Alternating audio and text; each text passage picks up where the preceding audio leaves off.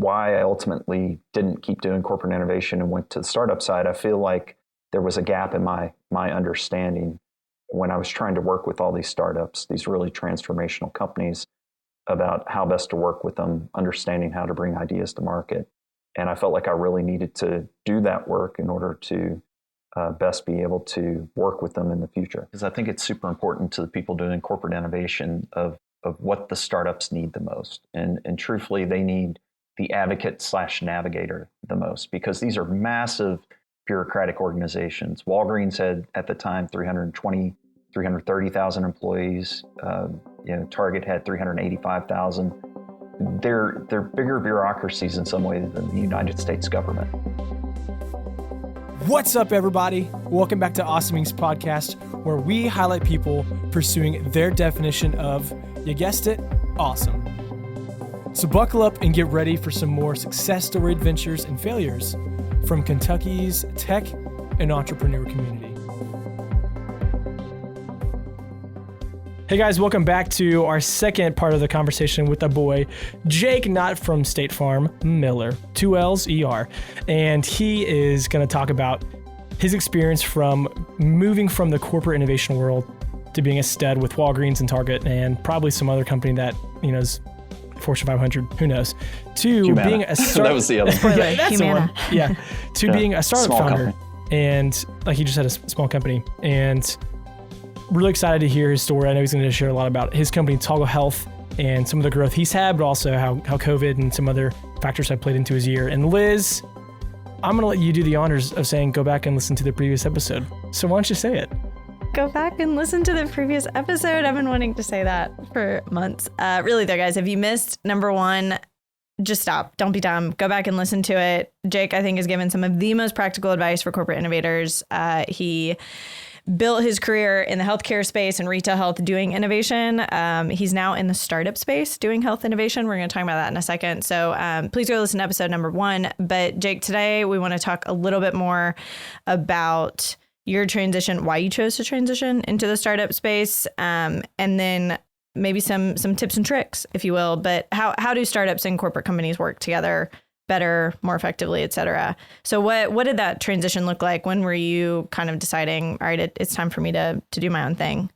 Yeah, sure. For me, it was. I don't want to say it was a forced decision, but the universe was sending me a message, I think, because I had my dream job when I was at Walgreens. I was working with the best new healthcare technologies, bringing these incredible opportunities to the fore, and then there was this corporate merger. And what's really interesting with corporate innovation, and one thing that anyone who goes into the space needs to know, is that a lot of times you're not part of the central hypothesis of the company when you start to do the innovations. And if there's like a corporate downturn or something like that, the folks with innovation in their title often aren't the ones that stick around for the long haul, because they may not have been able to get their ideas to the level of fruition. As I mentioned in the previous episode, they have about 18 to 24 months really to get these things going and get them working so that they can have the support of the full board. And I went through 2 sequences of this. I did it at Walgreens, and then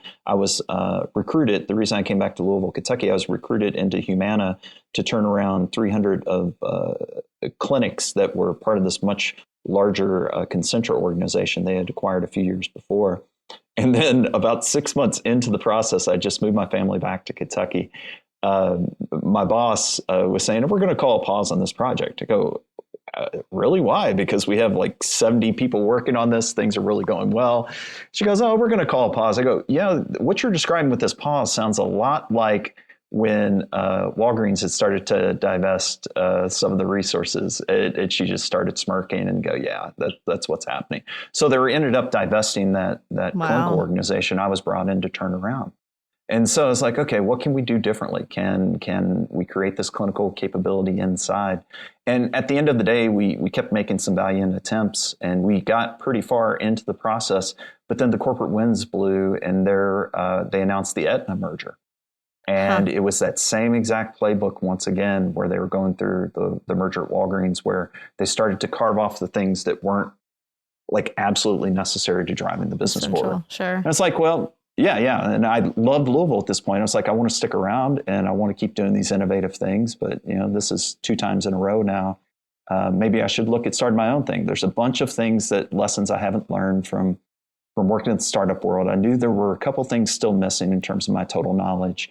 And I started advising startups, and I came across the one that ultimately became Toggle Health and fell in love with the problem and the idea. And it was a new space for me. I'd worked in almost every part of healthcare at this point, except for the space that Toggle Health operated in. I'm like, okay, I got a lot to learn, but I have a lot of knowledge about how to launch new businesses and new products. So I'm going all in. And so I got the approval of my wife, and I created Toggle Health. And what Toggle does is we connect surgeons to their digital information when they're operating. We have a sterile wireless controller that allows the surgeons for the first time in the sterile field right above the patient to be able to control their digital information. And we have, it's a little bit like a Roku for the operating room. They plug a set-top box into these already existing medical grade monitors.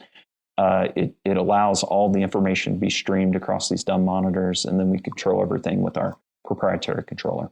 Hearing you explain Toggle Health for the first time years ago, I don't know if it made me feel better that you're in the space or worse at how lagging technology is in a space where my body is literally cut open and people are operating on me. But you would be so shocked by the level of technology. The interfaces in the operating rooms are many times like 1990s interfaces. I'm old enough to remember this. I don't know if you guys are, but if you remember old DOS interfaces or like WordPerfect in the late 80s, early 90s, when you're using it in great, you guys are looking at me like I'm crazy. I want to make you feel better, but unfortunately we can't. Yeah, you can't. Anyways, I think you can Google these things and see what it looked like. But what's amazing is because of the heavy regulatory burden within the medical device world, and because of the type of UI, UX experts they pull into this world, there's just really not high level design. And these neurosurgeons, some of the groups that we're talking to, they're some of the wealthiest individuals on the planet once they finally start operating on folks. Not while they're in med school, but sure.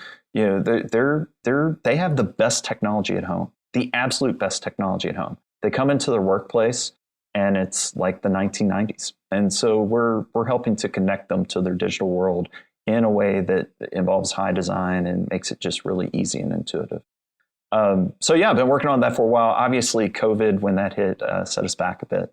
But the one thing I could say is that I overestimated how much because I'd done so much new stuff in the past. I overestimated my ability to learn this new space as quickly as I could. It was a really, really interesting space, and I did all the hacks to finally figure it out. COVID hit, set us back. We're on our path back now. After recovering and pulling in some new team members. And so things are back on track with Toggle, but it's, COVID was a challenging year. I'm chalking it up to my COVID year, though. Somebody told me that. It's like everybody gets a redo button. You and UK basketball are both. So exactly. Just COVID year. Just press your redo button and get going. And I think it tells everybody about resilience. The good news for Toggle, though, is that the pandemic really educated a lot of folks out there on the need for microbial cleanliness, if you will, or sanitation or sterilization. And so we're starting to leverage that in the work we're doing. Jake, I remember when you pitched at Five Across about a year or two ago that you walked the audience through the process of why having a Roku type device, your company Toggle Health, why that was so important in the operating room. Can you tell our listeners about how tedious the sterilization process is when you are in a surgery and why your device is really a breakthrough? Yeah, they call the area right around the patient. It goes from about the shoulder level down to the waist level for the docs, and it involves their arms a little bit further up their elbow, and then the whole area of the patient right in front of them. That's called the sterile field. And they have a bunch of rules around what you can and can't do within the sterile field. And ultimately, if you touch a non-sterile surface with something in the sterile field, it invalidates the entire sterile field, and they have to throw all the drapes and whatnot away, and they have to restart. And so it's this really onerous process to scrub in, to gown up, et cetera. It takes a bunch of time. The surgeons are really used to it. All the clinicians, nurses around them are used to it. But it's kind of a pain in the butt. And so you can't touch non-sterile surfaces, which, if you think about it, most of the mice or keyboards or laptops or tablets that you would usually use to contact your digital world, you just can't get to. So what these surgeons do is they've created all these crazy workarounds to solve the problem. We've talked to 2 or 3 surgeons that print out the night before a bunch of their images, even though they'll have like a 20,000 medical grade monitor right next to them. They'll get their nurses to print out 20 or 30 color pictures and tape them to the wall. That's like printing out directions. Remember when we used to print out directions before you would get in the car to go someplace? And now we use Google Maps. Surgeons are still printing out directions. That is wild. Yeah, and this is still it's crazy. Then you got the folks that will upload things against HIPAA regulations to the personal iCloud accounts, pull them down to their own iPad that's wrapped in a couple layers of plastic. And then they're smearing blood on the image that they're trying to look at while they're referencing it. A lot of times they have to, if there's a computer in the corner with the imaging, they have to call a nurse over, and he or she will try to manipulate the image and get it just right, but they don't understand the software, they don't understand the case, they don't understand the anatomy as well as the surgeon. And these surgeons, they're control freaks that, for a good reason. They want to see their stuff exactly as they need to see it, and they're trying to talk somebody else through it. I told somebody the analogy. It's a little bit like trying to talk your loved one through creating a spreadsheet for you without you ever touching the keyboard. It's like that level of intricacy. And then finally, the scariest thing, and this was about 70% of the couple hundred surgeons that we spoke to, about 70% just try to memorize as much as possible, even though they may have 2 or 3 complex cases that day.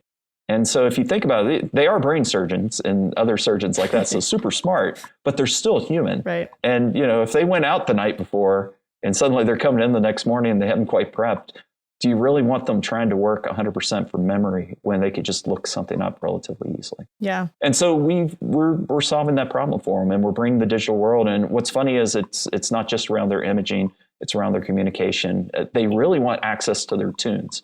They want their music playing while they're doing these multi-hour surgeries. So we're just making that easier for them. Obviously, I'm thankful for the startup world because we gained you, but it does make me sad for the corporate innovation space to hear these stories of why you left, to hear that so many of these creative individuals who are innovating and moving and shaking keep bumping their head on the bleeding cutting edge. So to get back, you're doing this with Toggle Health now, and it's life-giving for you. It sounds like you are innovating. What can we do to bring those worlds together? I love this more? question because one of the things I always said is if Toggle never works out, I'll at least know what the other side's like, all this transformational stuff.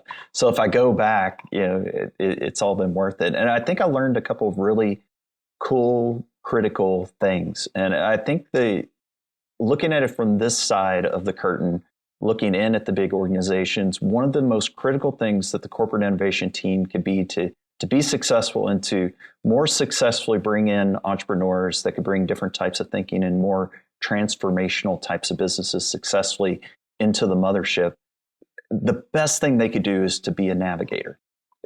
Go back to the Target example, 380-something thousand employees at this place. Whose door do you knock on when you're an entrepreneur with limited time, limited resources, limited knowledge of the space potentially? Whose door do you knock on to make sure that you have the most success in potentially getting that into that company and getting access to their massive distribution? That's a really, really tough proposition. So one of the things that the corporate innovation team can do is act as an appropriate, I don't want to say intake, because intake can have a filtering function. And I've seen corporate innovation do it wrong to where they're the folks saying no to everyone instead of trying to find the way of appropriately introducing the new innovations and the startups to their org. But they have this, if it's done right, those navigators are a startup's best friend. They're the best people. It's almost like finding, like a friend in a video game that can help get you to the secret stuff. It's, I don't know how to describe it, but I've seen it done well. I've done it well myself after I emulated some of the folks doing it well, and I've experienced the pains of not doing it well. Many times entrepreneurs are told not to talk to corporate innovation teams because they're a place where startups go to die. And I'd say there's a couple of reasons for that. One, they're not acting as a navigator. They're just kind of fulfilling their own bureaucratic role. But there's 2 ways that corporate innovation can really hurt startups. And startups need to know this. Corporate innovation needs to know it. One way is by stringing along the startup too much. and just like, slow playing them, not really being committed to helping the startup to forward their mission, et cetera. We call it, Keith always calls it long nose. He's like, just don't give me a long no. Give me a short no. A quick no. Like, give me a quick no. And that happens a lot with corp. Yeah. Or they're saying yes, but they haven't really gotten the buy-in from their operational partners to actually make it happen. That's another form of that long no, because it kind of sounds like a yes, but ultimately the power in the organization hasn't said yes. The other side of it, I don't know if it's the contrapositive or what, but the other side of it is they can love a startup to death. And I've seen this happen multiple times. So say that you're a startup and you have 5 or 8 people in your org. You're decently funded, but you only have so much dry powder that you can use so many shots on goal, et cetera. And now you have this corporate partner who comes to you, and there is 10, 20, 100 of them for every one of you. And you're the bright, shiny object that they think is going to save the world.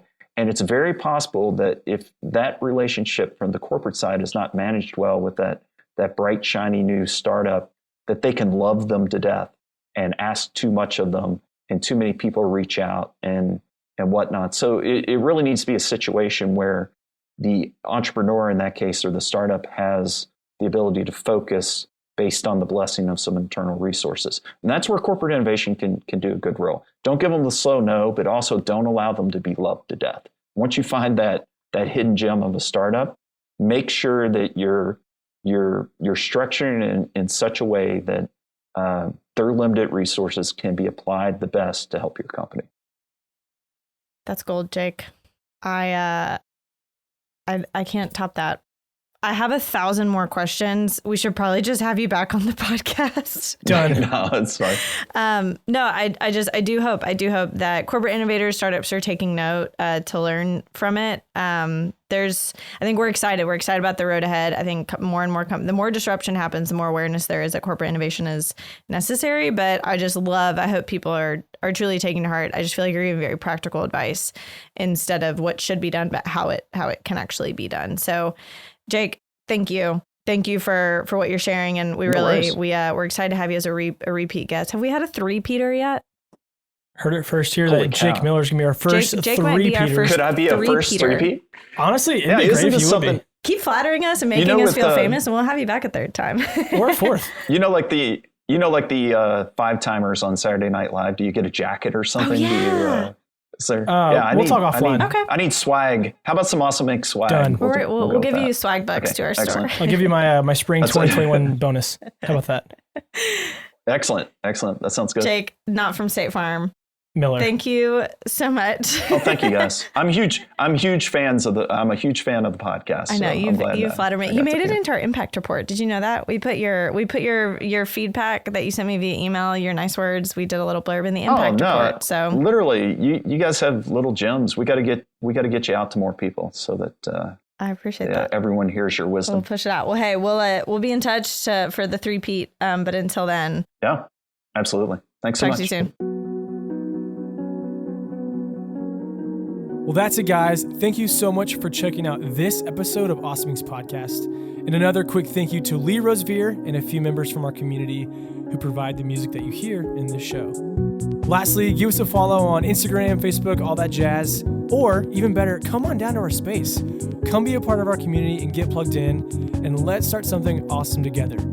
You guys rock. We'll see you next time.